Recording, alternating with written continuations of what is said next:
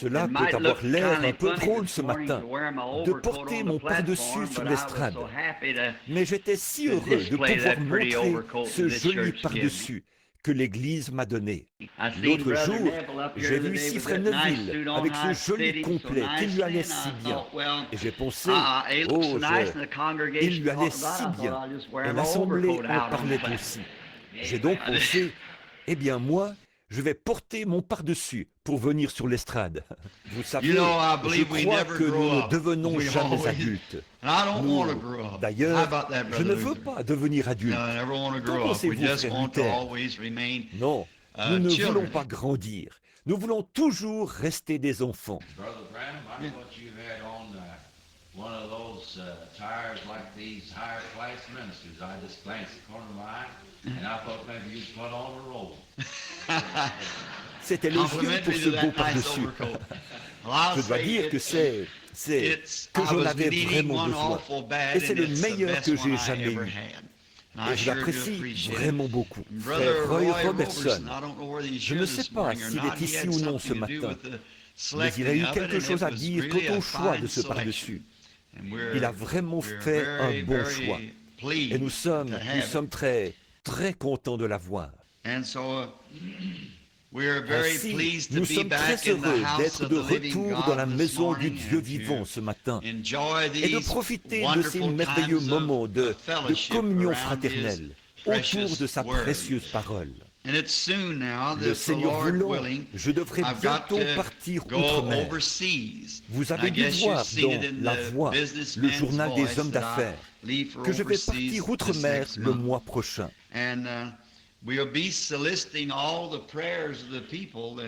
Et nous vous invitons tous à prier pour nous pendant notre absence.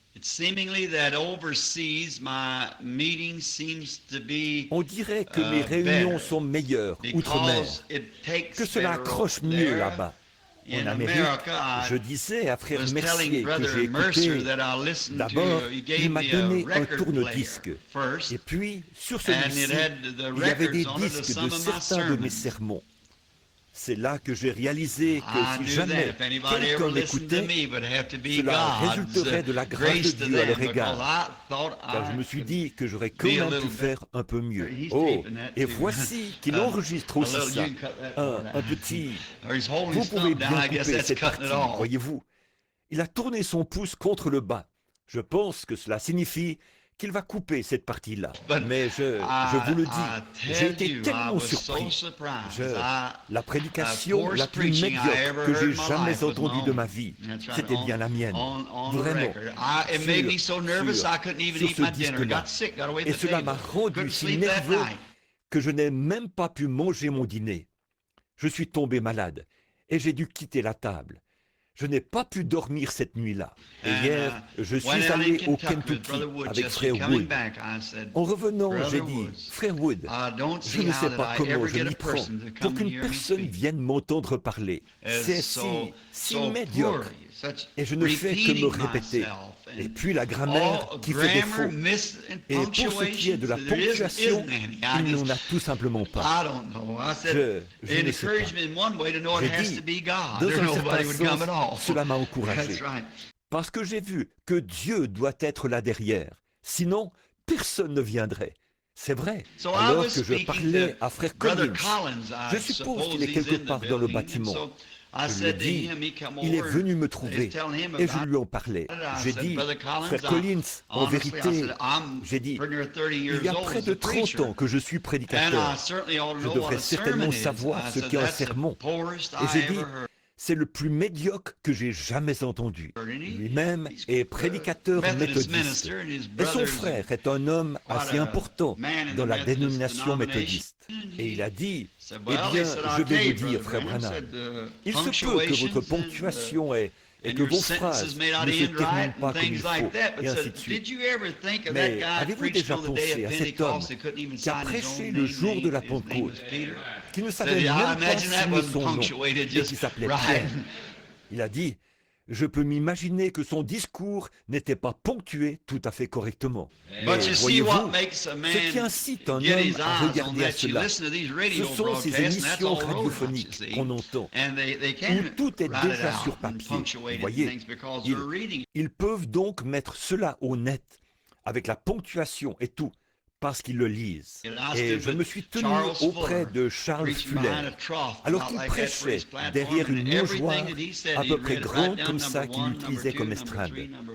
Et tout ce qu'il a dit, il ne faisait que le lire. Point 1, point 2, point 3, point 4, et ainsi de suite, jusqu'à ce qu'il ait tout dit. Et cela était chronométré, déjà censuré pour la radio et tout. Pour ce qui est de Billy Graham, j'ai aussi vu ses prédications et tout ce que lui et les autres font. C'est se tenir là et parler, lisant simplement cela aussi vite que possible. Tout est déjà préparé. Je pense qu'à ce moment-là, vous pouvez avoir une ponctuation correcte. Mais le problème avec moi, c'est que je n'arriverai même pas à le lire. Si c'est moi qui l'écrivais, je suis sûr que je ne pourrais pas le relire. Ainsi, c'est sa grâce étonnante, n'est-ce pas, en voyant ce qu'il peut faire pour nous. Mais je suis reconnaissant de pouvoir commencer maintenant, de terminer une année et en recommencer une nouvelle. J'ai écouté une ligne de prière et je n'étais pas non plus satisfait de la ligne de prière en écoutant cela. C'est la première fois que je m'écoutais apporter un message. Et assurément, j'ai été surpris. La ligne de prière ne va pas comme il faut. Et je pense qu'il viendra un temps où il faudra que les gens sachent tout en ce qui les concerne avant qu'ils croient. Dès le premier de l'an, je veux donc changer cela. Je commencerai simplement la ligne de prière. Et lorsque le Seigneur me parlera au sujet de quelqu'un, me disant que telle personne est en dehors de la ligne ou que quelque chose ne va pas, c'est sur cette personne-là que je m'arrêterai. Les autres passeront sans s'arrêter. Autrement, on ne peut pas en faire passer suffisamment, voyez-vous. Les gens connaissent leur état, ils savent qui ils sont et ce qu'ils ont fait. Mais il y a quelque chose en eux qui n'est pas tout à fait en accord avec Dieu. Alors ce sera le moment de s'arrêter sur cette personne, voyez-vous, et de se dire, voici la personne en question. Ainsi, je crois qu'il y aura des modifications qui se feront, frère Léo, comme j'ai entendu cela. Et j'espère que Dieu nous viendra en aide dans l'année à venir. Je crois que ce soir, il y aura service ici au tabernacle. Et je dois être là-bas, sur la route 62, avec le frère Ruddle, ce soir. J'ai cru comprendre qu'il y aura un service de longue veille ici. Frère Ruddle m'avait invité à participer à son service de veille. Mais j'ai pensé que peut-être je reviendrai au tabernacle pour ce soir-là, étant donné que j'essaie toujours d'être au tabernacle la veille du Nouvel An. Je voulais donc revenir pour être ici avec les frères. Aussi, ai-je fait un genre de compromis. Je serai avec le frère Ruddle ce soir, là-bas sur la route 62, à l'ancien club 62, qu'on a transformé en église. Et mercredi soir, je reviendrai ici pour le service de longue veille. Puis jeudi, nous partirons pour Chicago et nous continuerons pour aller ensuite à Philadelphie et de là, outre-mer. Et ce matin, nous ne voulons pas vous retenir trop longtemps, parce que nous avons encore des entrevues et les services vont continuer. Oh, dites donc, depuis le dernier service de prière ici, je suis très reconnaissant des résultats qui sont ressortis du dernier service de prière. C'est vraiment merveilleux ce que le Seigneur peut faire lorsque son peuple s'assemble.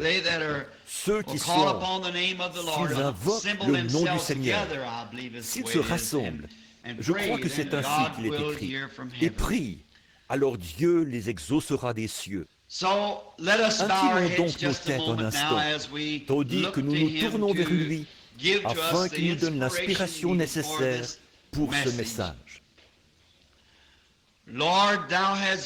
Seigneur, de génération en génération, tu as été notre refuge et notre force. Nos ancêtres, avant nous, se confiaient en toi et ils n'étaient point confus. Ils ont cru en ton saint nom. Ils parurent comme des lumières brillantes. Et nous considérons leur vie parce que, comme le poète l'a dit, elles laissent des empreintes sur les sables du temps. Nos départs laissent derrière nous des empreintes de pas sur les sables du temps. Alors nous voyons que ceux qui se sont confiés en toi, à coup sûr, s'en sont bien sortis. Quoiqu'ils aient traversé bien des eaux profondes et de grandes épreuves et des persécutions, malgré tout, tu finissais toujours par les en faire sortir plus que vainqueurs, parce que c'est ce que ta parole promise a dit que tu ferais. Et notre prière aujourd'hui, c'est que tu veuilles bien bénir cette petite église, bénir son pasteur, notre brave frère Neville, ainsi que sa famille. Nous te demandons d'être avec lui au cours de cette nouvelle année, de l'oindre d'une façon plus grande encore, et de le bénir à tous égards. Accorde une pleine santé à sa famille, aux tout petits qui grandissent. Garde Frère Neville robuste et en bonne santé. Bénis également cette Église et chacun de ses membres. Le conseil d'administration, combien nous les aimons. Ce sont vraiment de vaillants hommes de Dieu. Et le conseil des diacres, eux aussi sont des vaillants serviteurs. Et tous les gens qui viennent ici, nous sommes reconnaissants pour eux. Seigneur, cela réchauffe le cœur de voir que ce petit étang et ce petit carré de mauvaises herbes qui se trouvaient là au coin de la rue il y a bien des années ont été transformés en un phare pour le royaume de Dieu. Et je prie au Dieu qu'il reste debout jusqu'à ce que Jésus revienne.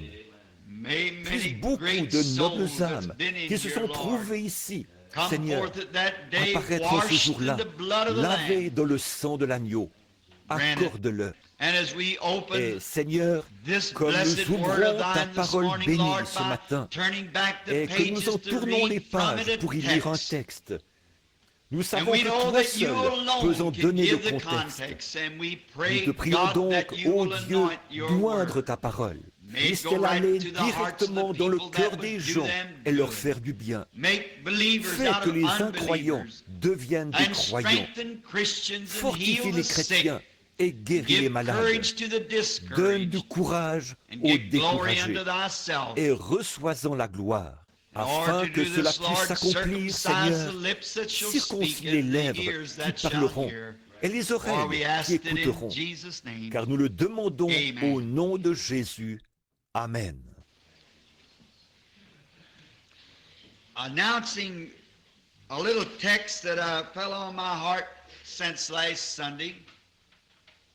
Voici un petit sujet que j'ai à cœur depuis dimanche dernier. Je parlais des mages venus pour voir Jésus et de l'étoile qu'ils ont suivi depuis l'Orient. En étudiant cela, je suis tombé sur un passage de l'Écriture et, comme je n'ai pas pu être ici la veille de Noël à cause d'un service dans une prison, j'ai pensé parler aujourd'hui du sujet suivant. Pourquoi la petite Bethléem? Et je désire lire dans le livre du prophète Michée, l'un des petits prophètes, le verset 2 du chapitre 5. Nous y lisons ceci. But thou, Bethlehem Ephraim, though thou be little among the thousands of Judah, but yet out of thee shall Bethléem Ephrata, petite entre les milliers de Juda, mais de toi sortira pour moi celui qui dominera, sur Israël, et dont l'origine remonte aux temps anciens, au jour de l'éternité. Il y avait une tache sur le verset. Voilà pourquoi je n'arrivais pas à déchiffrer ce mot. Of all of the places that is in Palestine, and there is so many great cities and its localities, cities that are seemingly much more de tous les endroits qu'il y a en Palestine, alors qu'il y a tant de grandes villes tout autour, des villes bien mieux connues, semble-t-il, d'après l'histoire, mieux fortifiées et plus importantes. Pourquoi Dieu choisirait-il la petite Bethléem pour y faire naître son fils?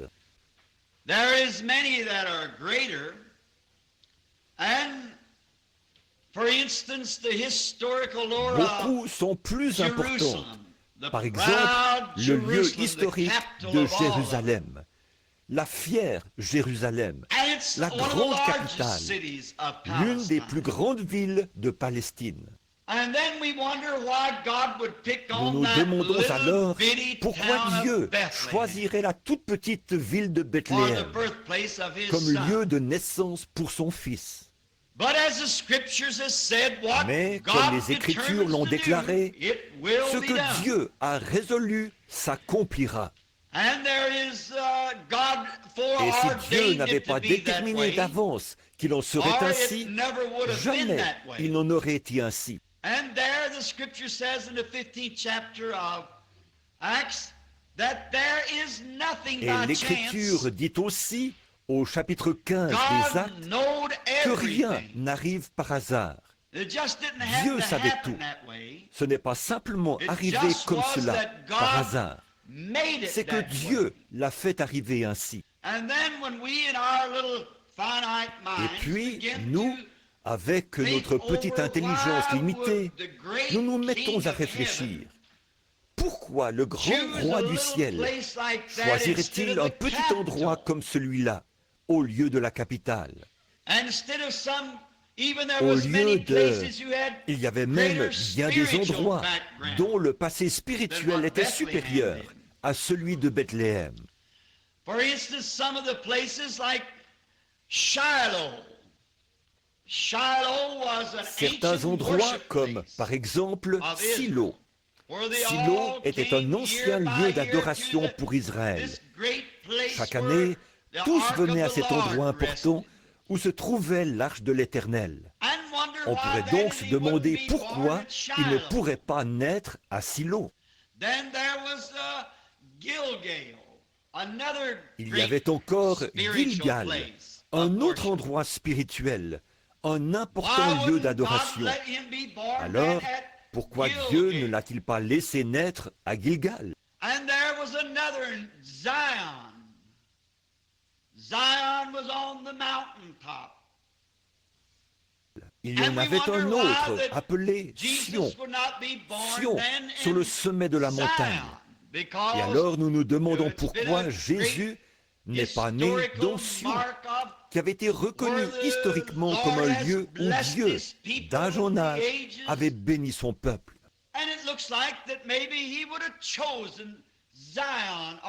Il semble qu'il aurait peut-être pu choisir Sion, ou Gilgal, ou Silo, ou bien un des autres endroits illustres où il y avait eu de grandes bénédictions et de grands enseignements. Et il y avait d'autres villes célèbres, comme par exemple Hébron.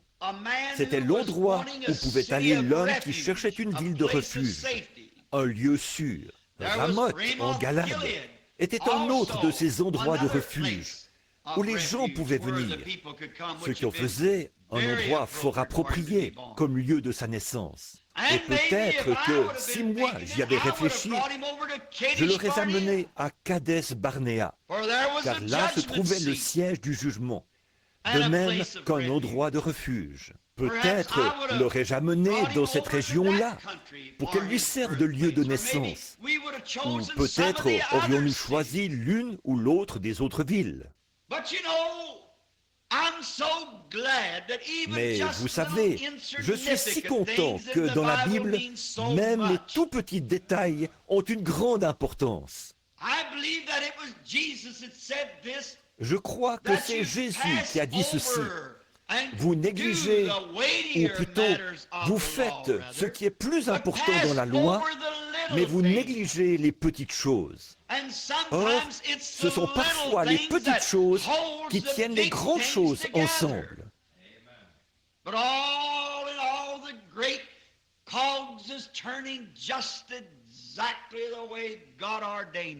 Mais tout considéré, les grands rouages s'engrainent exactement comme Dieu l'a voulu.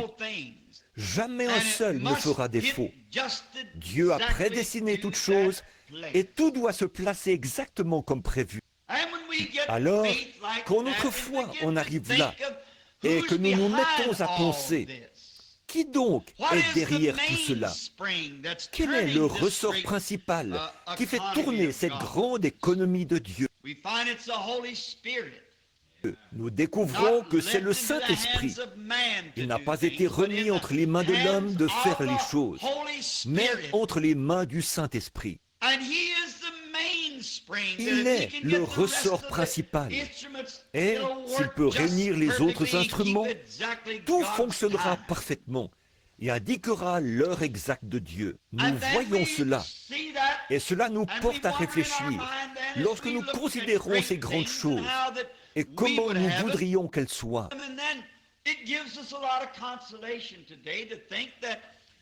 Il est alors vraiment réconfortant aujourd'hui de penser que même si nous sommes un petit groupe de gens, même si nous sommes insignifiants aux yeux du monde et des plus grandes églises dénominationnelles, parfois Dieu utilise ces petites choses simples malgré tout, car il est aussi écrit dans les Écritures: ne crains point, petit troupeau, car votre Père a trouvé bon de vous donner le royaume. Quel réconfort pour moi de savoir qu'aussi sûr que Jésus devait naître dans la petite Bethléem, de même ce petit troupeau sera celui à qui le Père donnera le royaume, parce que c'est écrit.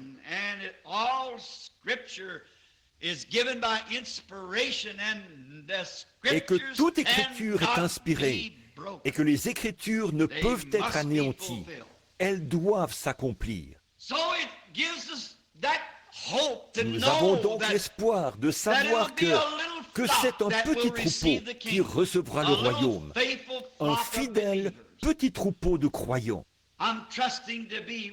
J'espère être l'un de ces troupeaux, ou être dans ce petit troupeau, devrais-je dire. Et puis, nous connaissons l'histoire. La plupart d'entre nous sommes au courant du récit décrivant l'entrée d'Israël en Palestine par une promesse de Dieu.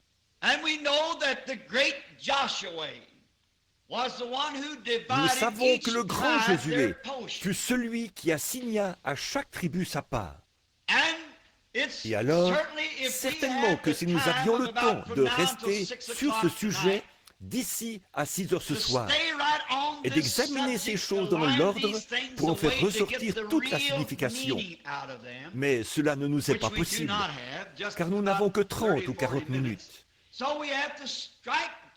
Nous ne pourrons donc toucher que les points principaux, espérant que le Saint-Esprit placera, pour vous qui lisez la Bible, le reste dans votre cœur au fur et à mesure que nous avançons. Saviez-vous que ces portions, telles que Josué les a assignées là en Palestine, ont été données par inspiration? Et les mères israélites de ces patriarches, lorsque le bébé était en train de sortir, qu'elles étaient là dans les douleurs, en train d'accoucher de leur enfant, elles ont prononcé l'endroit précis où ces patriarches s'établiraient et se trouveraient dans les derniers jours. Vous parlez d'inspiration.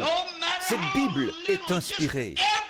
Peu importe combien petit, chaque petit passage de l'Écriture a une place tellement importante dans la grande image.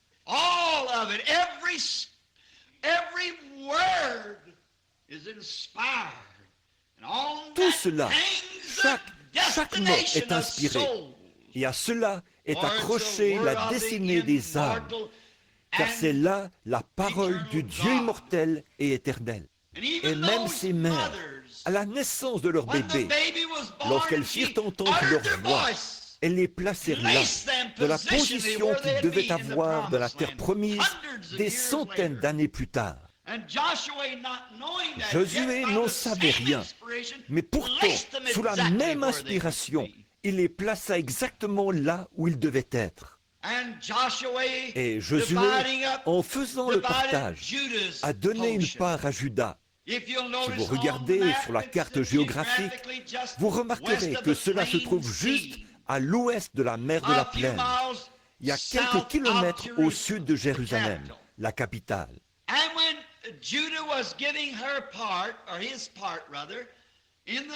Et lorsque Juda a reçu sa part dans le pays, nous pourrions l'appeler sa province.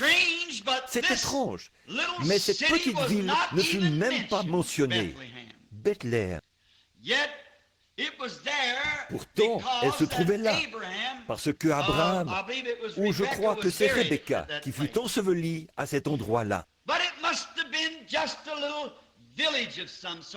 Mais cela ne devait être qu'un tout petit village, parce que, si vous lisez dans Josué 5, vous verrez qu'il y avait 115 villes principales qui appartenaient à Juda, sans compter les villages et les toutes petites villes.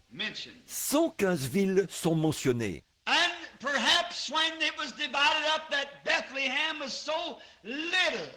Peut-être qu'au moment du partage, Bethléem était tellement petite, avec peut-être une ou deux petites maisons, qu'elle ne fut même pas mentionnée dans l'héritage. Et puis, nous voyons qu'en fait, elle n'a jamais été connue. Le fils de Caleb est celui qui l'a fondée. Il s'appelait Salma. C'est lui qui en était le fondateur. La Bible dit qu'il en était le père, c'est-à-dire qu'il était le fondateur de Bethléem. Autrement dit, il est probablement allé s'installer là-bas et il a ouvert des commerces. Et les échanges commerciaux ont contribué à son développement. Nous découvrirons la véritable raison pour laquelle, plus tard, le pays tout entier fut jaloux de ce petit coin de pays qui s'étendait vers le nord et vers l'est et qui descendait un peu en pente vers le sud, formant une sorte d'éperon.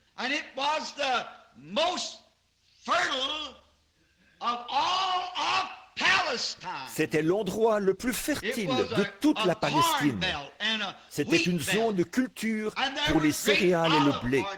Et il y avait de grandes plantations d'oliviers et d'autres choses dans cette partie de Bethléem, ou plutôt de la Palestine, là au bout de la province de Juda.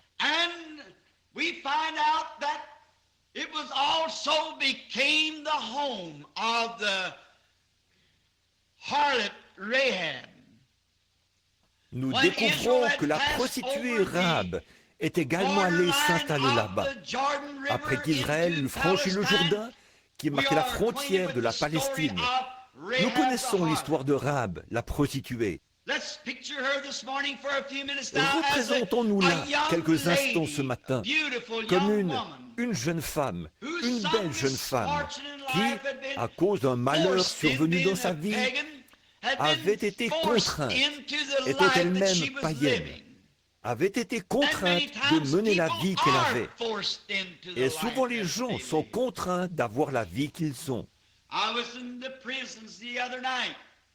L'autre soir, je suis allé au pénitencier voir un homme qui purgeait une peine. Je l'ai pris par la main et je lui ai parlé. Je lui ai dit, pourquoi donc avez-vous fait une chose pareille?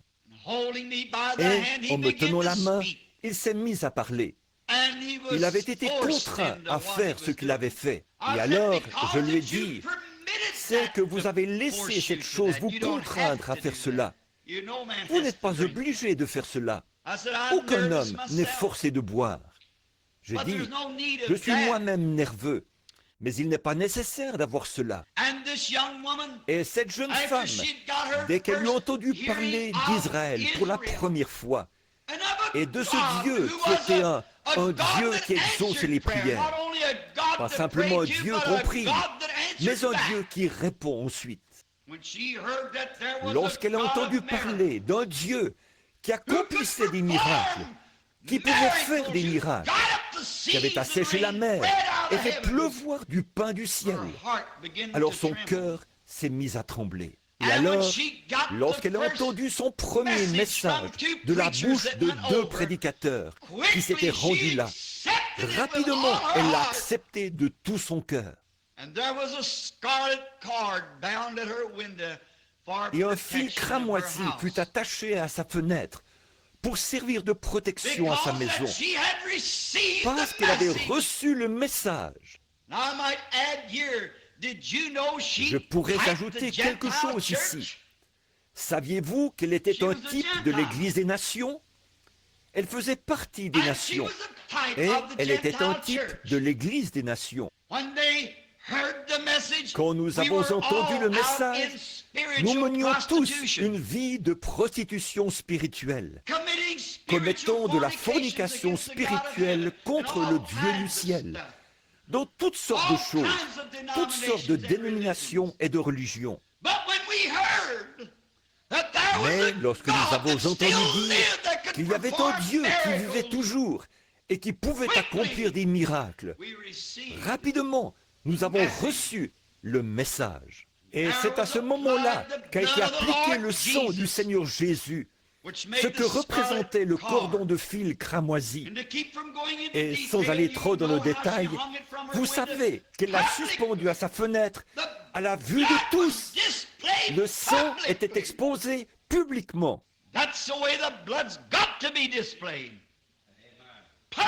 C'est ainsi que le sang doit être exposé publiquement, suspendu au mur extérieur pour montrer que quelque chose s'est passé à l'intérieur.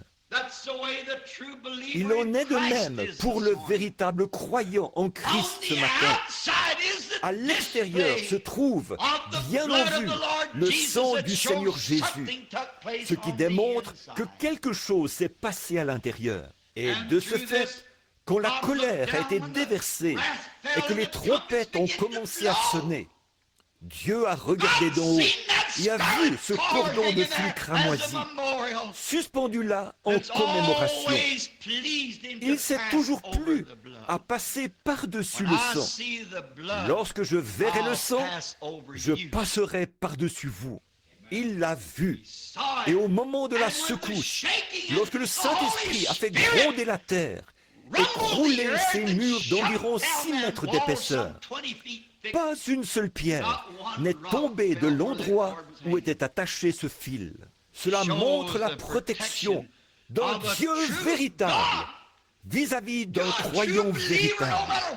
Peu importe dans quel état vous êtes lorsqu'il vous trouve, vous n'avez qu'à accepter ce cordon cramoisi.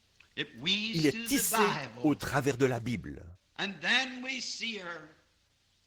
Nous voyons ensuite qu'après avoir été recueillie, comme si elle était une Israélite, elle est tombée amoureuse d'un homme qui était un capitaine et un prince en Juda. Il était capitaine des armées israélites.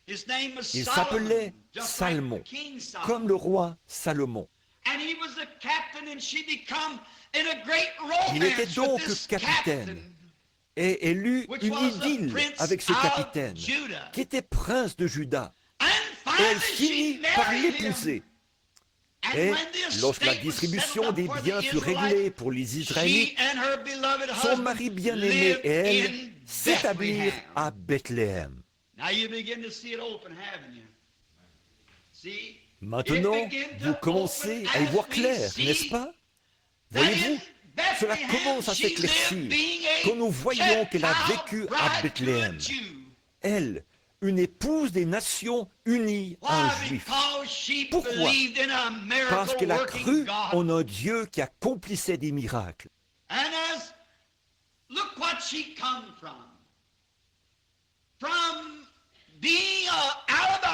Regardez d'où elle est sortie, d'une maison malfamée, d'une maison de prostitution.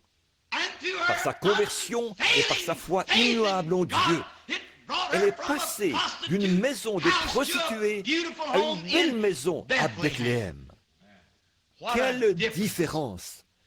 C'est ce qui se passe pour chacun d'entre nous. d'une maison d'incrédulité, de frustration, d'actes immoraux et tout, à une place, une position en Christ qui est des plus belles.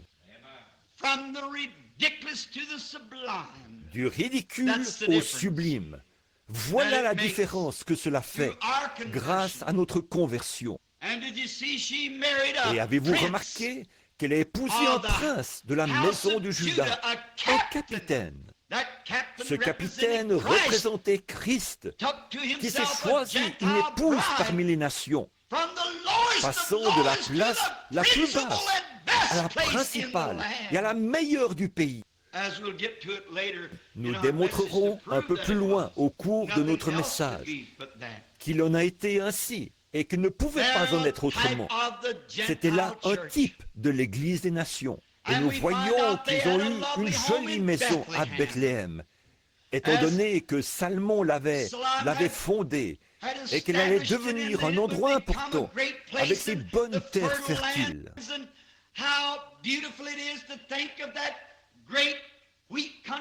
Quelle merveille lorsqu'on réalise que cette grande terre à blé allait devenir le centre mondial du pain. Et c'est vrai, ce n'est pas étonnant que Jésus ait dû naître là. C'est parce qu'il était le pain de vie. Toutes les nations venaient y chercher leur blé. Toutes les nations venaient y chercher leur grain. Car c'était là, à Bethléem, qu'il y avait toute cette terre fertile. Et même ce petit détail, vous voyez, le fait de dire « Oh, c'était la province du blé », cela avait une signification. Et vous voyez ce prince des nations, ou ce prince juif, prendre une épouse des nations et la conduire là, à Bethléem, pour s'y établir. Il a élu domicile là où il y avait du pain en abondance. Nous découvrons qu'à travers cette belle histoire d'amour et cette grande obéissance produite par la foi de la prostituée Rahab, celle-ci a donné à Salmon un fils du nom de Boz. Oui, nous connaissons tous une autre belle histoire qui vient s'attacher maintenant à ce maillon. Boz est né à Bethléem, de Salmon et de la prostituée Rahab. Nous découvrons donc, des années plus tard, après que Naomi eut quitté le pays, qu'elle fut allée séjourner chez les Moabites, et qu'elle lui était traitée si méchamment. Elle avait rompu la communion avec le reste des croyants pour aller, rétrograde qu'elle était, s'associer à un autre peuple dans un autre pays. Autrement dit, elle avait quitté l'Église des vrais croyants pour aller pendant quelque temps dans le monde, pour se joindre à l'Église mondaine qui croit que tout est permis. C'est là qu'elle a perdu son mari. Et il n'est pas nécessaire qu'il s'agisse chaque fois d'une mort physique. Vous pourriez le perdre par une mort spirituelle ou perdre votre épouse ainsi. Vous feriez mieux de rester sur un bon terrain. Vous feriez mieux de rester là où vous savez que vous êtes couvert par le sang. Peu importe l'apparence des autres, leur grandeur, les belles flèches qu'ils ont sur leurs églises, ou le timbre de ces grandes cloches. Vous feriez mieux de rester là où le sang couvre les péchés des gens. Sans quoi, vous pourriez vous perdre l'un l'autre. Et par-dessus tout, vous pourriez perdre le Seigneur Jésus et être exclu. Nous voyons ensuite qu'après que ses fils furent allés, elle les avait perdus tous les deux. Elle est rentrée parce qu'il n'y avait pas d'esprit de réveil dans la ville à ce moment-là. Oh, combien j'aimerais m'arrêter ici quelques minutes. Combien j'aimerais relever cela et vous montrer que peu importe combien d'églises ont rétrogradé, restez sous le sang. Voilà l'endroit où il faut demeurer, dedans ou dehors, en haut ou en bas, par vents ou marées, où que ce soit, restez sous le sang. Cependant, Naomi a pensé qu'il serait préférable d'aller se joindre à un autre groupe, étant donné qu'ils avaient des problèmes, que le pain spirituel n'était pas là. Mais Dieu le redonnera. Je redonnerai, dit l'Éternel. Restez dans le champ d'où il provient. Ainsi, nous voyons qu'elle a commencé à avoir un grand désir de rentrer, après avoir appris qu'un grand réveil avait commencé. Et vous remarquerez que Naomi est retournée pendant la saison des orges, comme la Bible dit, juste au temps de la moisson. En d'autres termes, alors qu'un grand réveil battait son plein, si on l'applique spirituellement. Elle est retournée précisément en cette saison-là.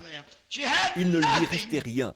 Elle n'avait plus rien. Et Orpa, l'épouse de l'un de ses fils, s'est mise à considérer tout ce qu'elle devrait sacrifier. Elle représentait l'Église moderne. Si je vais là-bas, je devrais me séparer de mes danses. Je devrais abandonner mes moments de plaisir et mes réunions mondaines. Alors elle pleura, embrassa sa belle-mère et s'en retourna. Mais voici une belle image. Il y en avait une autre avec elle, du nom de Ruth, une autre belle-fille, qui était encore un type de l'épouse des nations. Elle embrassa sa belle-mère et dit, « Je vais tout abandonner. Je pars avec toi. Que ton peuple soit mon peuple. Que ton Dieu soit mon Dieu. Où tu mourras, je mourrai. Où tu seras enseveli, je serai enseveli. » C'est cela. C'est ce que Dieu veut. Non pas aller jusqu'à la frontière, faire la moitié du chemin. Il doit s'agir d'un abandon absolu et total au royaume de Dieu. Elle l'embrassa. Et Naomi, pour la décourager, lui dit, « Tu ferais mieux de retourner vers ton peuple. Je suis âgée et il n'y a plus de fils en moi. » La loi déclarait qu'elle devait attendre un fils. Elle dit, « Mais il n'y en a plus en moi. Et même si j'avais un mari et que j'ai ensuite un fils, tu serais alors trop âgé pour l'épouser. Donc retourne vers ton peuple. » Mais Ruth dit, « Je ne retournerai pas. » Une foi enracinée, fondée, une foi parfaite était entrée dans le cœur de Ruth. Elle dit, « Je vais avec toi. » Et elle s'attacha à elle. Elle se cramponna à elle. « Je serai là où toi tu seras. » J'aime cela. Nous connaissons la suite de l'histoire. Nous savons que ce grand Bose, qui était le maître de la moisson, s'occupait de la moisson à ce moment-là, et qu'il était un parent de Naomi. Et lorsqu'elle trouvait Ruth, là, dans la petite mission, en train de glaner chaque petit brin de paille qu'elle pouvait trouver et qui avait encore des grains, elle le gardait, car pour elle, c'était la vie. Bose, étant le maître de la moisson, ordonna à ses moissonneurs d'en laisser tomber une poignée pour elle de temps en temps, ce qu'elle ramassa avec joie. Ce jour-là, elle bâtit ce qu'elle avait glané, et on récupéra un grand tablier tout plein. Et lorsque Bose sortit, lui le maître de la moisson, et qu'il regarda Ruth et vit sa fidélité, il tomba amoureux d'elle. Observez Bose, qui représentait Christ. Où se trouvait-il? À Bethléem. Où Ruth était-elle arrivée? À Bethléem. Où glanait-elle? À Bethléem. Pouvez-vous voir toute la portée spirituelle de ceci? Le cadre dans lequel se déroule cette grande scène? Dieu connaissait tout cela depuis le début. Alors elle commença à interroger sa belle-mère sur ce qu'elle devait faire. Et finalement, Ruth épousa Bose. Encore là, une femme des nations mariée à un prince en Juda. Et elle s'établit et vécut à Bethléem. Oh toi, la petite Bethléem, n'es-tu pas la moindre des principales villes de Palestine? Mais il a plu à Dieu dont la connaissance de l'origine remonte aux temps anciens, au commencement, d'y faire naître son Fils. Il sait tout et fait concourir toutes choses, juste comme il faut. Ruth épousa donc Boaz là-bas. Et lorsque Ruth et Boaz se sont mariés, si nous avions le temps de nous attarder sur cette belle histoire, l'une des plus belles scènes d'amour de tous les âges, lorsque Ruth et Boaz se sont mariés. Et vous rappelez-vous, arrêtons-nous juste une minute ici. C'est simplement trop bon pour laisser passer cela. Ruth était une femme des nations. Elle n'avait pas d'héritage avec les Juifs, tout comme nous, les nations, n'avions pas d'héritage. Naomi était donc celle qui, en fait, devait hériter. Mais puisqu'elle avait perdu tout ce qu'elle avait au début, que tous ses biens avaient été vendus aux enchères publiques, elle avait donc été excommuniée et elle était partie. Alors, lorsqu'elle est revenue, il n'y avait qu'une personne qui pouvait racheter son héritage perdu. C'était le parent le plus proche d'elle. Boaz savait cela. Il devait donc trouver un moyen de s'approprier cette jeune fille des nations pour en faire son épouse. Et que lui a-t-il fallu faire? Il lui a fallu acheter tous les biens de Naomi afin d'obtenir Ruth, car celle-ci faisait partie des biens de Naomi. Et le seul homme qui pouvait racheter, c'était quelqu'un de la famille, un proche parent. C'était là la loi de la rédemption. Et le seul moyen pour Christ de racheter la possession d'Israël rétrograde, c'était de devenir un parent. Et la seule façon pour Dieu de racheter la race humaine, c'était que Dieu lui-même devienne chair. Et Jésus était Dieu qui s'est fait parent de la race humaine. Il était Emmanuel. Il est devenu parent. Il a pris sur lui, non pas la forme d'un ange, mais la forme d'un serviteur qui a lavé les pieds et vécu. Et les renards avaient des tanières. Les oiseaux du ciel avaient des nids. Mais lui n'avait même pas un endroit où reposer sa tête. Il a mangé, il a bu, il a pleuré. Il a ri, tout comme les autres hommes. Et il était Dieu, non pas un prophète. Il était Dieu. Mais il devait être parent afin de racheter la race humaine perdue. Voici donc Boaz dans ce grand type à Bethléem. Et regardez où ce parent est né, ce parent de la race humaine.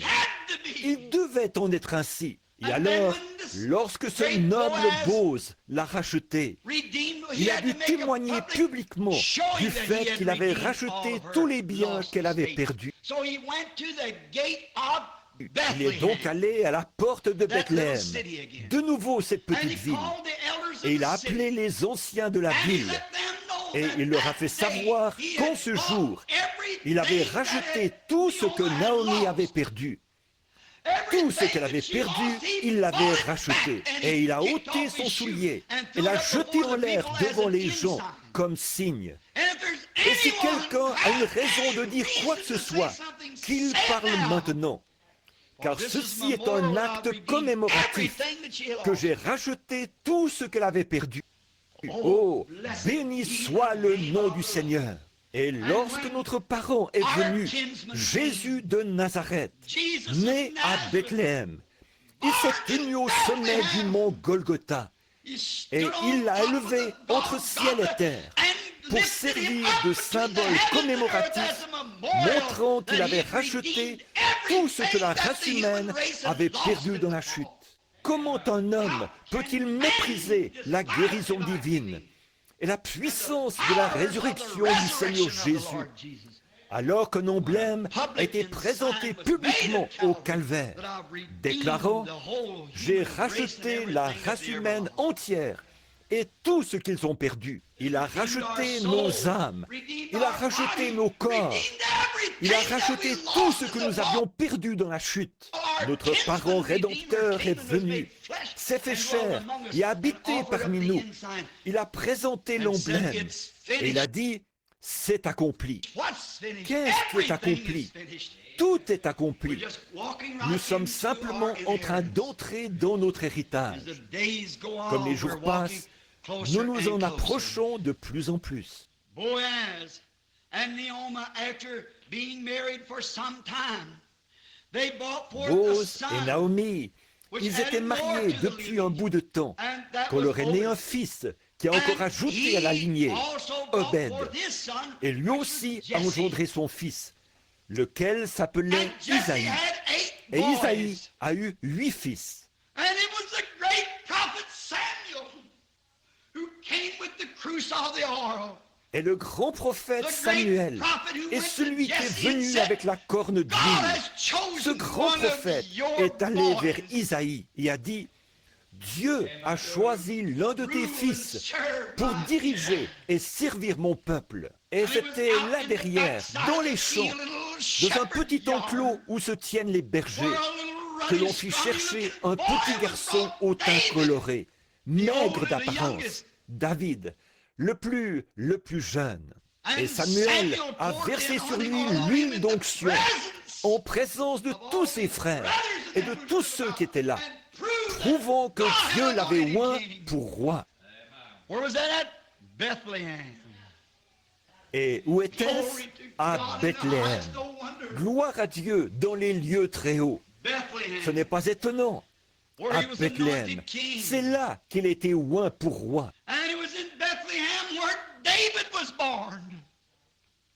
C'est à Bethléem qu'est né David. Et son plus grand fils, Jésus, devait aussi naître à Bethléem, parce qu'il y avait un lien si étroit entre les deux, son père et son fils. Ce grand-fils n'était pas seulement le fils, mais il était aussi le rejeton et la postérité de David. Il était même avant David et il serait après David. Il était d'éternité en éternité. Mais selon la chair et conformément à toutes les choses qui devaient s'accomplir, il était le fils de David. Il devait naître des années plus tard dans cette même Bethléem, cette petite ville abandonnée. Mais pendant tout ce temps, l'avez-vous remarqué? Il y avait là un grand mystère puissant à l'œuvre que personne ne semblait comprendre. Il en est de même dans la Bethléem de Dieu aujourd'hui. Il y a un signe mystère qui est à l'œuvre et que personne ne semble comprendre. Cela passe au-dessus de la tête des gens. Ils n'ont pas l'air de saisir. Peu importe ce qui est fait ou ce qui est dit, et la partie mystérieuse de ce qui est fait, les gens regardent et disent « Oh, je pense que c'est en règle ». Ils poursuivent leur chemin, mais ils ne comprennent pas. Ils ne peuvent pas le saisir. Ils ne peuvent pas le comprendre. Et c'est ce que Dieu faisait à Bethléem, en Judée. Il était à l'œuvre. Toutes ces petites choses avançant pour aboutir à une grande tête. David, oh, quand petit garçon encore, il était oint pour roi. Il avait le teint coloré, mais il devait y avoir en lui quelque chose d'authentique qui a plu à Dieu. Il était tout petit. C'était le plus petit de la famille. Les autres garçons étaient de grands hommes, bien costauds, qui auraient fait bonne impression, vêtus d'une robe et portant une couronne sur la tête. Mais Dieu a montré quelle est la chose à laquelle il regarde. Non pas l'apparence extérieure, mais ce qui se trouve à l'intérieur de l'homme. Il a regardé à son cœur. Il savait ce qu'il y avait dans le cœur de David. Peu importe ce qu'il aurait l'air avec une couronne sur la tête. Il savait qu'il avait trouvé en lui un homme qui serait selon son cœur. C'est là ce que David serait, un homme selon son cœur. C'est pour cela qu'il a versé sur lui l'huile d'onction, ou fait verser sur David l'huile d'onction. Le nom David signifie bien-aimé. comme ce fut bien représenté en Jésus, le bien-aimé. Des années plus tard, ce fils de David qui devait venir pour accomplir toutes choses qui avaient été promises. Cette petite ville de Bethléem est l'endroit où ces choses se sont passées. C'est sur ces mêmes petites collines de Judée où David avait fait paître ses brebis que bien des années plus tard, les anges ont chanté leur premier Noël sur les collines de Judée qui dominaient Bethléem. Le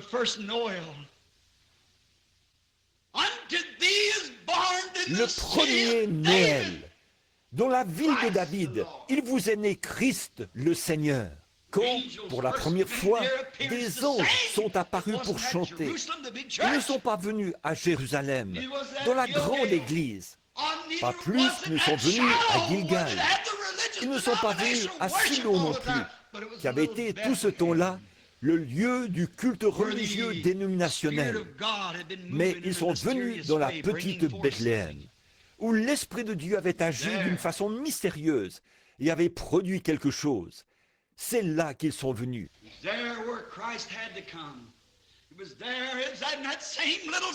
C'est là que Christ devait venir. C'est là, dans cette même petite ville, qu'est né un roi, qu'une mère, une vierge, allait enfanter son fils premier-né. Dans sa petite forteresse, fut abrité et logé le roi des rois et le seigneur des seigneurs. Non seulement Samuel est venu verser l'huile d'onction, mais Dieu l'a répandu sur lui et sur le monde. Christ, le Seigneur. Les anges ont proclamé sa venue et ont chanté aux bergers qui, sur le flanc de la colline, avaient suivi David le roi bien des années auparavant.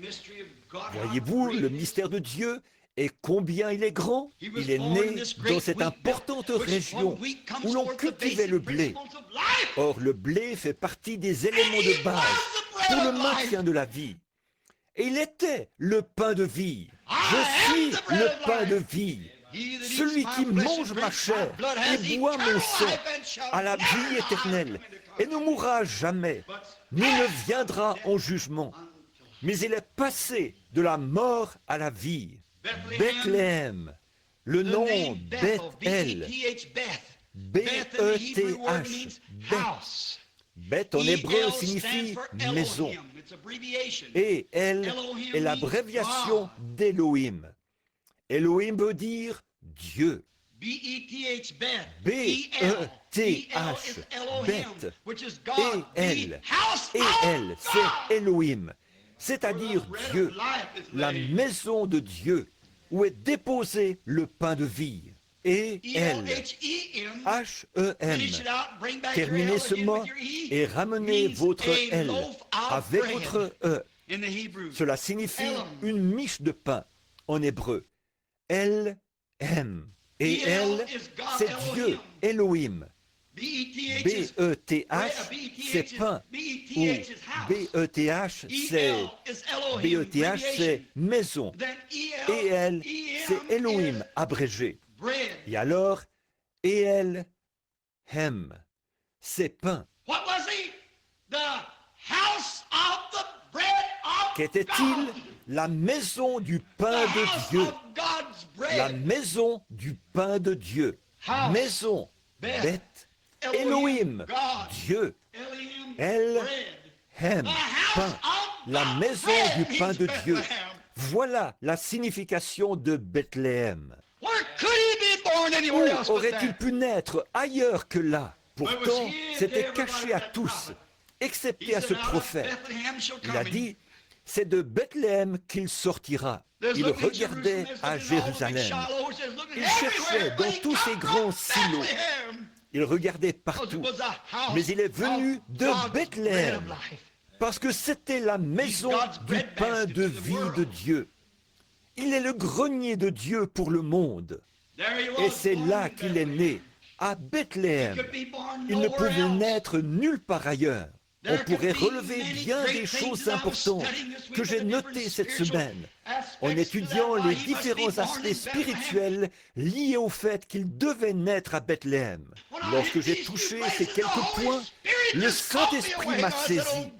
J'ai dit, « Oh Dieu, cela suffit, je le vois à présent. Il ne pouvait naître nulle part ailleurs qu'à Bethléem. C'était le lieu de provenance du pain pour la nation. Le pain de toute la maison d'Israël provenait de là. Et lui, il était le pain de vie qui est descendu du ciel, la manne spirituelle. Il devait donc venir de Bethléem, l'endroit où on allait faire la queue pour avoir du pain, l'endroit où se trouvait le pain, Bethléem, l'endroit où on faisait le pain. Or Jésus, qui était le pain de vie, a dit, « L'homme peut en manger et ne jamais mourir. » Un autre événement important que je ne voudrais pas oublier de mentionner, c'est lorsque David a traversé son moment le plus pénible. Lorsqu'il était en fuite, il avait déjà été roi. Il savait ce qu'il allait devenir. Il allait devenir roi. Dieu l'avait dit. Et pourtant, on le haïssait. Il se trouvait entre deux grands feux. D'un côté, il avait les Philistins à ses trousses, et de l'autre, Saül. Et lui était apatride. C'est ainsi que se tient l'Église aujourd'hui, la véritable Église vivante de Dieu. Elle est sans dénomination ou quoi que ce soit d'autre. Elle se tient seule, mais cependant, l'onction a été répandue sur elle. Elle sait ce qu'elle est. Comment donc cela peut-il bien arriver avec le diable de part et d'autre, s'acharnant contre David? Il s'était réfugié dans des forteresses et dans des cavernes dans le désert, essayant de se cacher, avec une poignée de fidèles guerriers, juste quelques-uns qui croyaient comme lui. Mais ces hommes avaient foi en Dieu, que celui-là serait le roi. Ainsi en est-il des croyants aujourd'hui qui sont cachés ici et là. Mais ils savent qui va venir comme roi. Peu m'importe qui va être président, nous savons qu'il vient. Et cela semble plus loin que jamais, tandis que la science essaie d'avoir le dessus en disant « Nous pouvons fabriquer un homme, nous pouvons faire ceci, nous pouvons prendre un lapin, en prendre le pollen et faire un autre lapin. » Essayons de réfuter la parole de Dieu. Mais il y a un peuple qui croit à Dieu et qui tient ferme plus que jamais. Quoi qu'il advienne, ils croient à Dieu. Dieu a raison. Ils tiennent la main immuable de Dieu au milieu des combats, au milieu des larmes, au milieu de la maladie, de la mort, au milieu de tout. Ils tiennent toujours la main immuable de Dieu.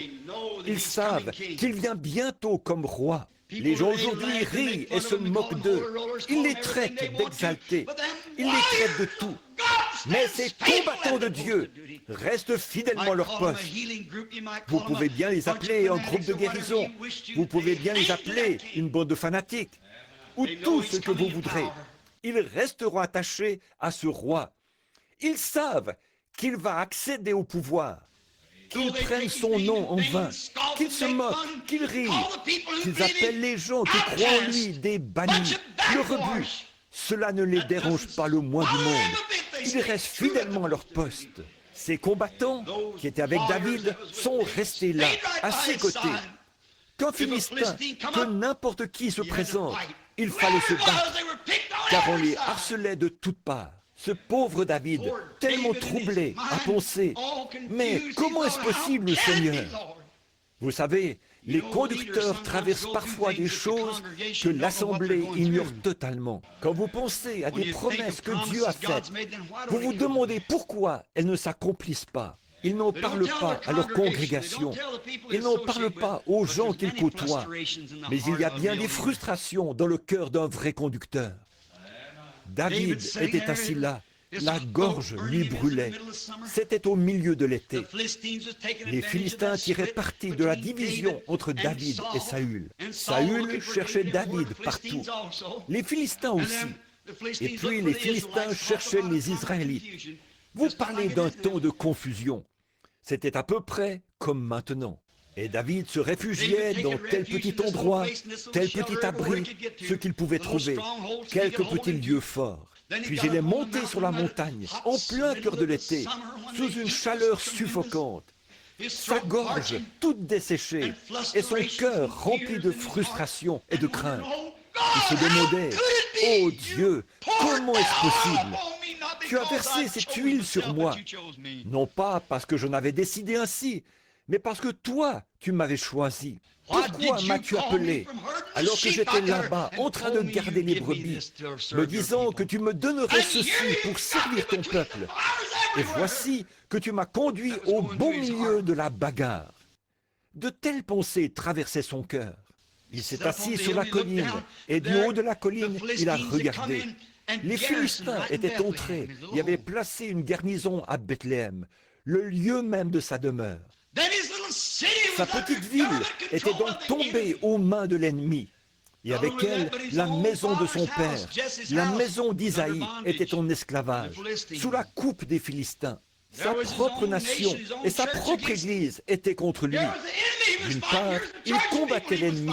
De l'autre, il combattait les gens de l'église.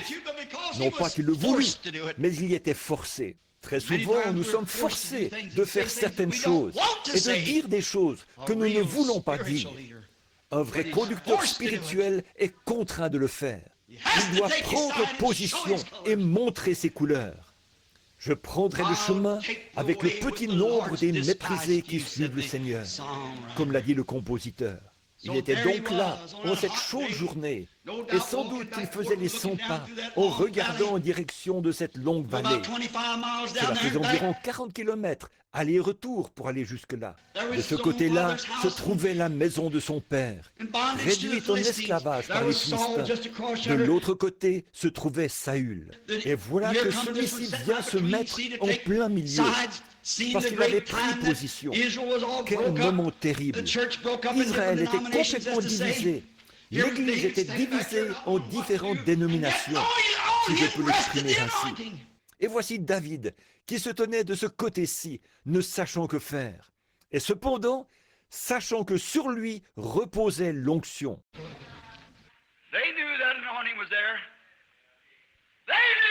Il savait que l'onction était là. Il savait que David allait être roi. Alléluia! Nous savons qui va être roi. Peu importe qui va être président. Je sais qui va être roi. Il sera roi. Et je sais qu'il n'est pas facile de prendre position. Mais, oh Dieu, aide-moi à fermer mes yeux aux dénominations et à tout le reste. Et à fixer mon regard sur ce que je vois là-bas, dans le spirituel. Il est le roi qui vient. C'est lui que je servirai. S'il me faut mourir, alors laissez-moi mourir.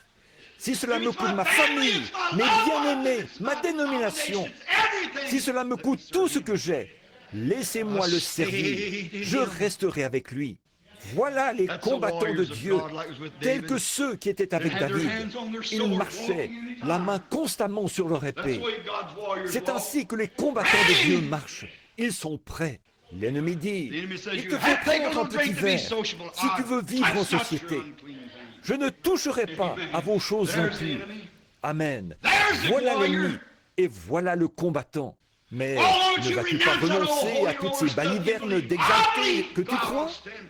Je crois Dieu, je resterai fidèle. Voilà les combattants. Oh, tu veux dire, mais la guérison divine n'existe pas. C'est ce que tu penses, mais moi, je sais à quoi m'en tenir. Le baptême du Saint-Esprit n'existe pas. Ces jours-là appartiennent au passé. C'est ce que tu penses, mais je l'ai déjà reçu. Tu arrives simplement un peu trop tard pour m'en parler. Ils savaient que l'onction reposait sur ce jeune homme au teint coloré. Ils savaient qu'il allait être roi. Mais David, dans son esprit, était frustré. Je peux imaginer cela. Observons-le une minute.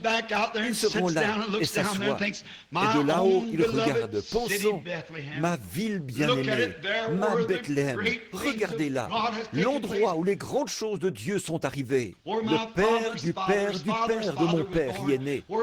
Mon arrière-grand-mère a dit au moment de la naissance de Judas, de la tribu duquel j'étais parti, que là-bas se trouvait quelque chose de surnaturel. elle a prononcé le nom de l'endroit. Et c'est à cet endroit précis que Josué a placé son fils. Et à partir de là, toutes ces choses sont arrivées. Cela doit s'accomplir. J'étais berger quand tu as versé de l'huile sur ma tête. Tu as dit que je serais roi. Je te crois. Amen.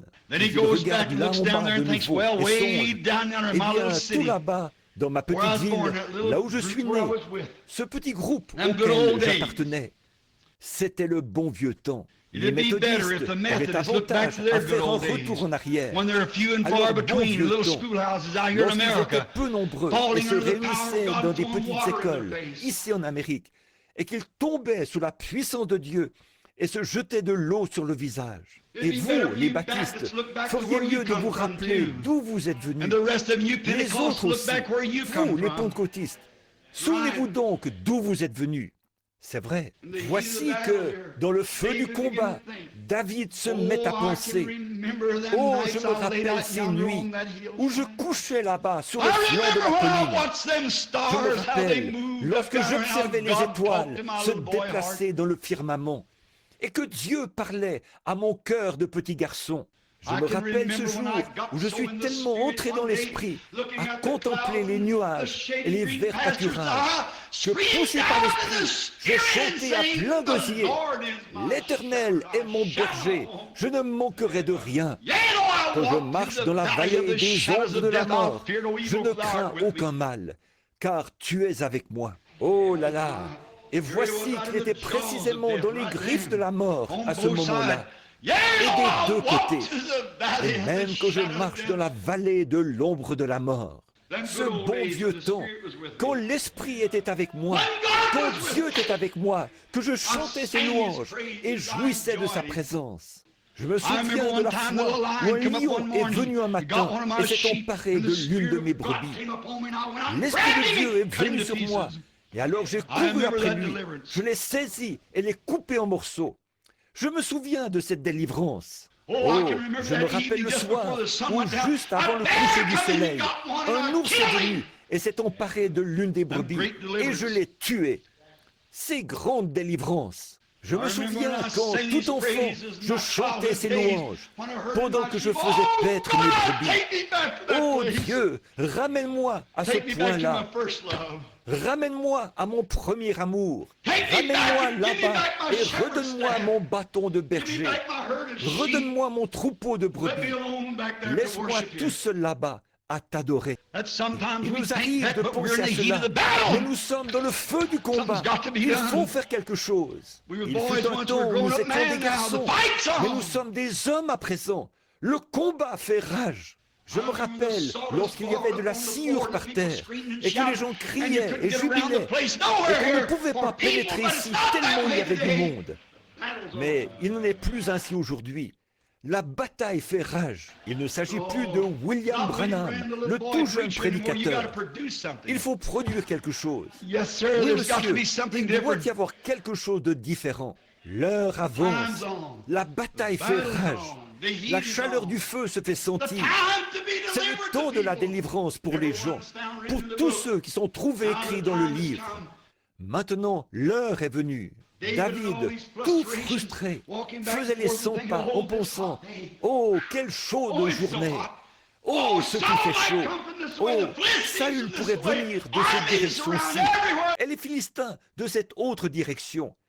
Les armées nous entourent de toutes parts et nous voici assis là, à l'entrée d'une caverne. Mais pourtant, l'huile d'onction est sur moi. Comment est-ce possible, ô Dieu? Comment est-ce possible? Oh, si seulement je pouvais boire quelque chose. C'est alors qu'il retourne en pensée là-bas, aux portes de Bethléem. Il y avait là un puits. Aucune eau n'était comparable à son eau. Vous savez, la Palestine possède de la mauvaise eau. Leurs eaux sont contaminées et peuvent même transmettre la fièvre Blackwater, entre autres. Il y a aussi une grande partie de leur eau qui est alcaline et qui vous tuerait. Or, Bethléem est aussi le principal point d'eau de la province. Il n'y avait aucune eau comparable à celle de Bethléem. David pensait, oh, quand je partais avec mes brebis le matin, je passais près de ce vieux puits pour y boire. Oh, que son eau était fraîche et pure, et si désaltérante. Mais maintenant, sa gorge était en feu, et pourtant il était loin. Oh, si seulement je pouvais avoir un verre d'eau. Et alors ces guerriers, dans son désespoir, il s'est écrié, « Oh, si seulement quelqu'un pouvait m'apporter à boire de ce vieux puits, là-bas, à Bethléem. » Oh, après avoir rêvé au jour de son enfance et à ses victoires, il se voyait maintenant dans cet endroit, pris entre deux feux, et s'est écrié, « Oh, si quelqu'un pouvait m'apporter de l'eau de Bethléem. » Ces guerriers ne pouvaient pas lire dans sa pensée. Mais frère, ils l'aimaient avec tout ce qu'il y avait en eux. Le moindre de ses désirs était pour eux un ordre. 3 de ces puissants guerriers ont donc dégainé leur épée, se sont glissés hors du camp et se sont frayés un chemin sur une distance de 40 kilomètres. Lorsqu'ils sont partis, David s'est sans doute demandé, où sont-ils? Qu'ont-ils fait? Où sont-ils allés? Ne savaient-ils pas qu'ils risquent leur vie? Ils s'étaient jetés dans les griffes de la mort, avec des embuscades dressées partout, sur une distance de 40 kilomètres. Les épées tournoyaient, les boucliers s'entrechoquaient. Mais leur homme, leur frère qui, comme ils le croyaient, allait devenir roi, désirait à boire. Oh frère, je me demande si les guerriers aujourd'hui sont prêts à se frayer un chemin à travers le formalisme, les doutes et l'incrédulité pour exaucer les désirs du Seigneur en sa présence. Le moindre de tes désirs, si c'est l'Afrique, si c'est l'Inde, si c'est dans la rue, peu importe où c'est, le moindre de tes désirs, Seigneur, est pour moi un ordre. La mort n'est rien pour moi. La popularité, non, ce que je suis, ce que je serai, tout ça n'a aucune importance, Seigneur. Ce qui compte, c'est d'accomplir tes désirs. Voilà les guerriers qui se tiennent à ses côtés. Quand on me traiterait d'exalté, quand on porterait atteinte à ma réputation, quand on me jetterait à la rue, que m'importe, ton désir est pour moi un ordre. Voilà le véritable soldat. Qu'ont-ils fait? Ils ont combattu sans relâche jusqu'à ce qu'ils soient parvenus à ce puits. Ils ont plongé leur seau et ils sont revenus, combattant encore, croisant le fer à droite et à gauche pour se frayer un passage. Finalement, ils sont arrivés devant David et ont dit, « Voici mon Seigneur. » Oh là là, quoi? Un homme qui était tombé en disgrâce, un homme qui était haï de l'Église, un homme qui était haï du roi, un homme qui était haï des Philistins, un homme qui était haï presque de toutes parts, excepté du petit groupe qui le suivait. Eux savaient qu'il était le roi qui allait bientôt venir. Je sais qu'aujourd'hui, nous chantons de beaux chants, nous bâtissons de magnifiques églises, nous avons de beaux cantiques et tout. Nous le louons ainsi. Seulement, Jésus a dit, « Mais votre cœur est éloigné de moi, car vous enseignez des préceptes qui sont des commandements d'hommes. » Que le Saint-Esprit vienne et fasse quelque chose dans l'Église, montrant la présence de Jésus-Christ, et ils vous jetteront dehors. C'est en vain que vous m'honorez. Ils adorent, mais c'est en vain que vous le faites, en enseignant comme doctrine des traditions d'hommes. Mais il y a des combattants qui croient en lui. Il y a des combattants qui se tiennent à ses côtés avec une compréhension spirituelle, comme il y en avait là-bas dans la petite Bethléem. Assurément. David a pris ce seau d'eau, l'a regardé, et la Bible dit qu'il l'a répandu par terre. Il a dit, « Seigneur, loin de moi la pensée de boire cela, parce que tes guerriers ont risqué leur vie pour aller là-bas et pour m'apporter cette eau. C'est là le sang des hommes. Je ne peux pas le faire.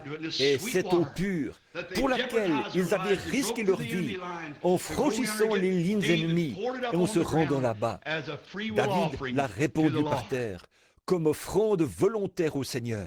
Ce n'était pas un geste mesquin, c'était simplement pour accomplir les Écritures. Parce que, bien que Jésus de Bethléem soit le pain de vie, il est aussi l'eau de la vie, assurément. Qu'a-t-il fait? Il était représenté à la fois en David et en ses guerriers, parce qu'il était le roi, et il était le guerrier qui est venu et s'est frayé un passage à travers les lignes de l'ennemi. Amen. Il a conquis la mort, l'enfer et la tombe. Il a répandu son propre sang, afin que s'accomplisse Jean 3, 16. Car Dieu a tant aimé le monde qu'il a donné son Fils unique, afin que quiconque croit en lui ne périsse point, mais qu'il ait la vie éternelle. Ce n'est pas l'eau qui représentait cela qu'il a donné, mais lui-même était cette eau. Autrement, c'était la mort. Pour qu'un peuple qui périssait ait la vie. Comment l'a-t-il fait? Par son propre sang, en le répandant, non pas en le renversant, ce serait un accident, mais il l'a répandu librement au calvaire, après qu'il eut fait une percée à travers toutes les lignes de l'ennemi.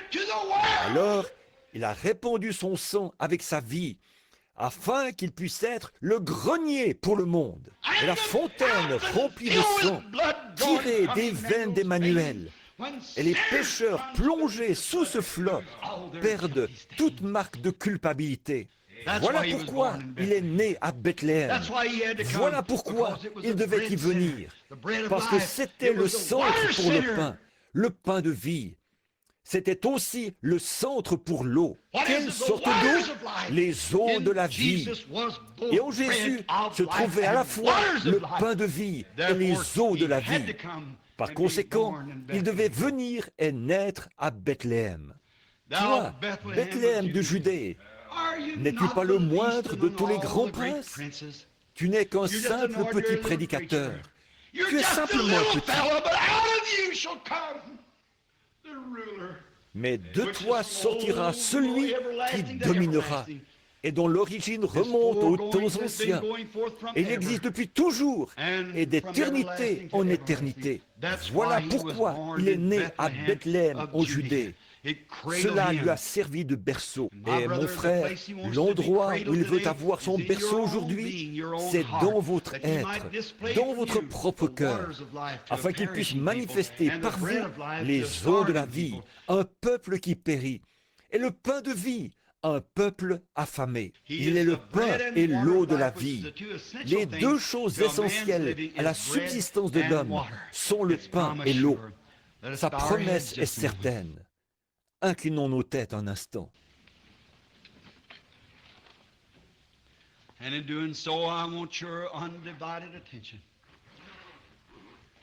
Je désire maintenant avoir toute votre attention.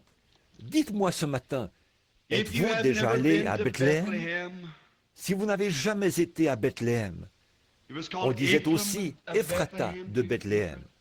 Ephrata de Bethléem. Ephrata signifie racine.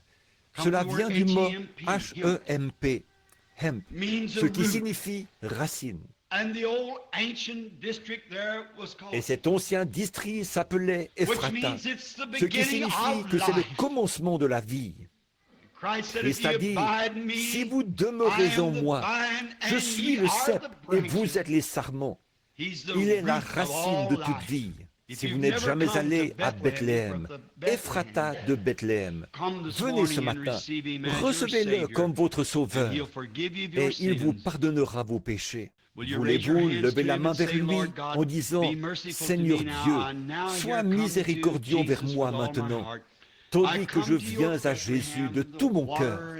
Je viens à ta Bethléem, l'eau et le pain de la vie. Je l'accepte maintenant comme mon sauveur personnel.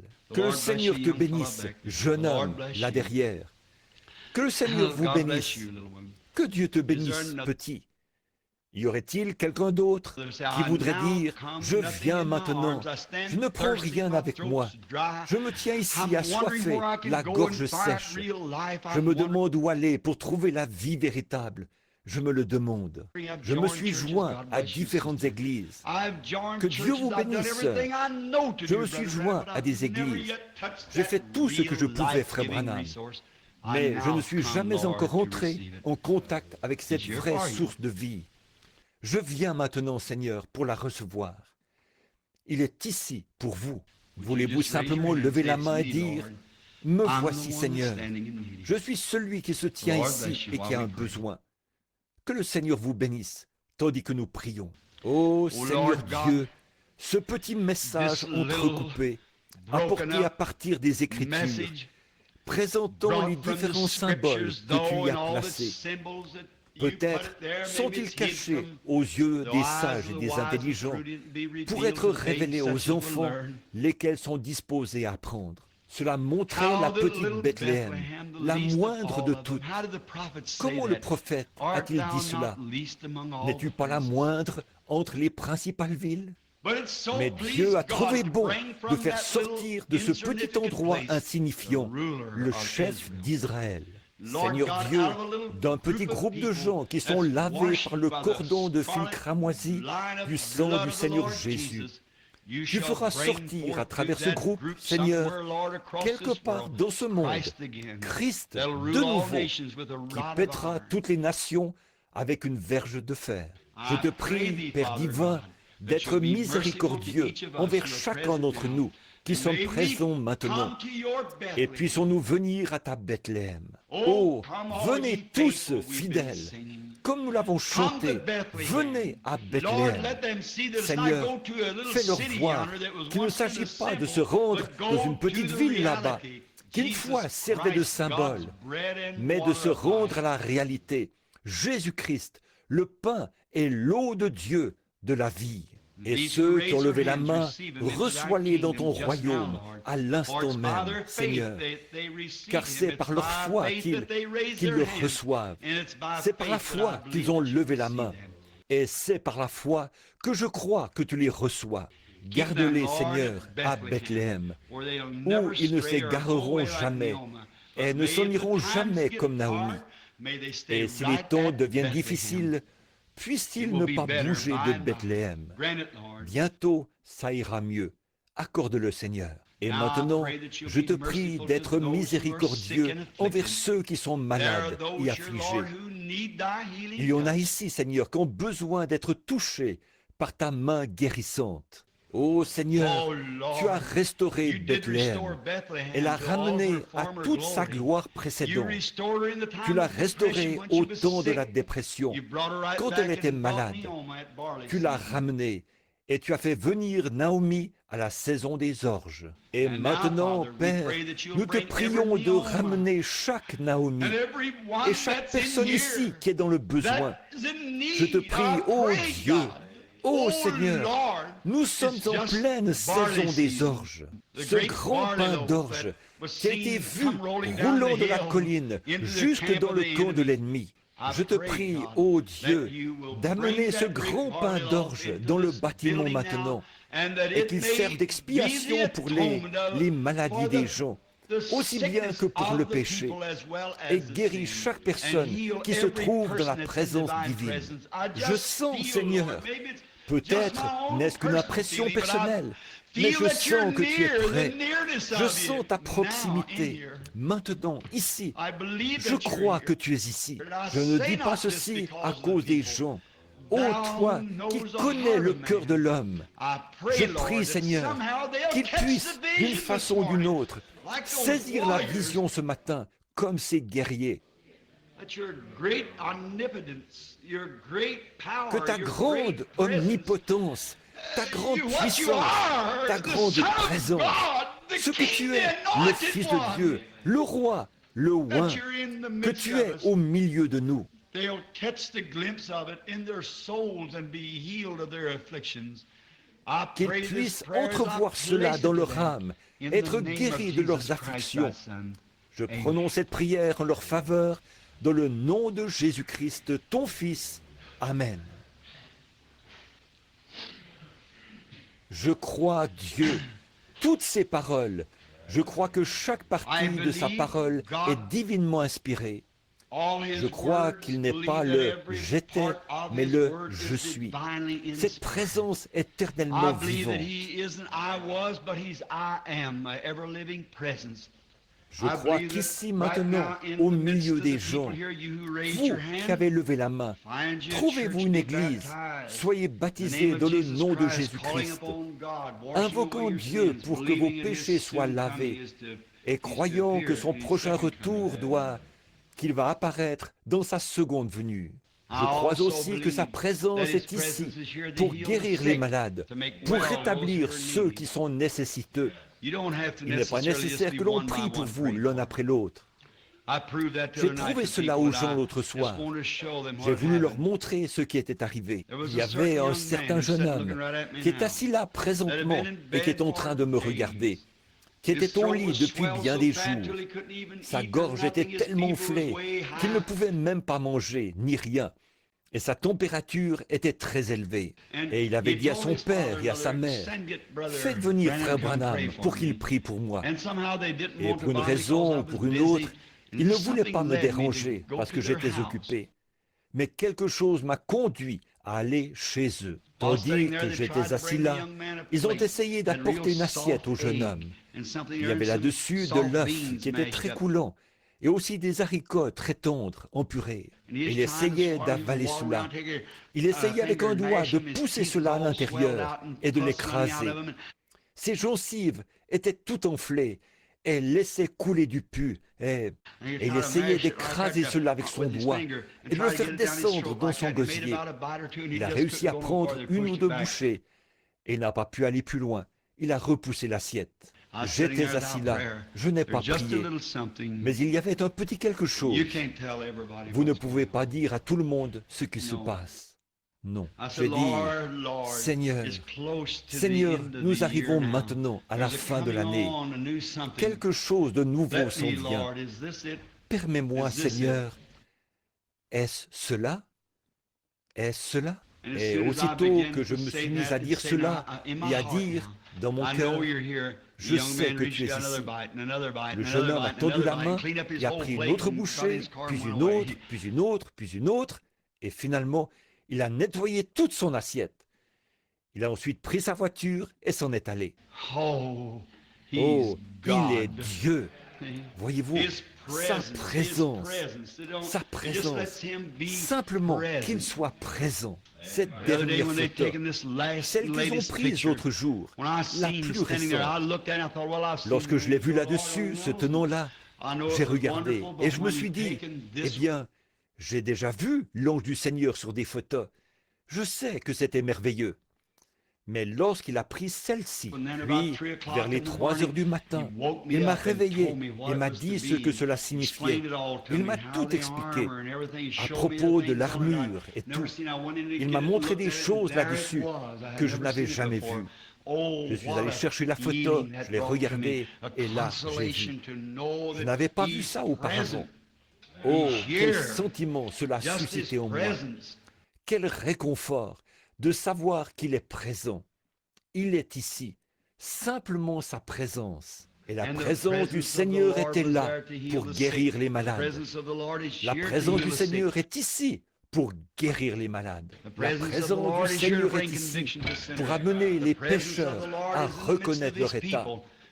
La présence du Seigneur est au milieu de son peuple et il est la Bethléem de Dieu, remplie de pain et d'eau.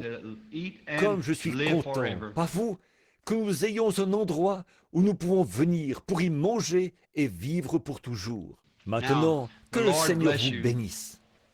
As-tu quelque chose à dire, frère? Levons-nous un instant. Ce vieux cantique que nous avons l'habitude de chanter en nous séparant. Prends le nom de Jésus avec toi. Combien aime le Seigneur? Levez la main bien haut.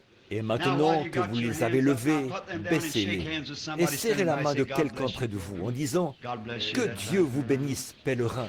Que Dieu vous bénisse. » Très bien, très bien. C'est simplement afin que vous puissiez faire connaissance les uns avec les autres. Très bien. Maintenant, regardons vers le ciel et chantons ce cantique. Prends le nom de Jésus avec toi. Enfant de tristesse et de malheur. Cela te donnera la joie et le réconfort. Prends-le partout où tu vas. Précieux nom. Précieux nom. Oh, combien il est doux. Espoir de la terre et joie du ciel. Précieux nom, précieux nom. Oh, combien il est doux. Espoir de la terre et joie du ciel. Maintenant, souvenez-vous.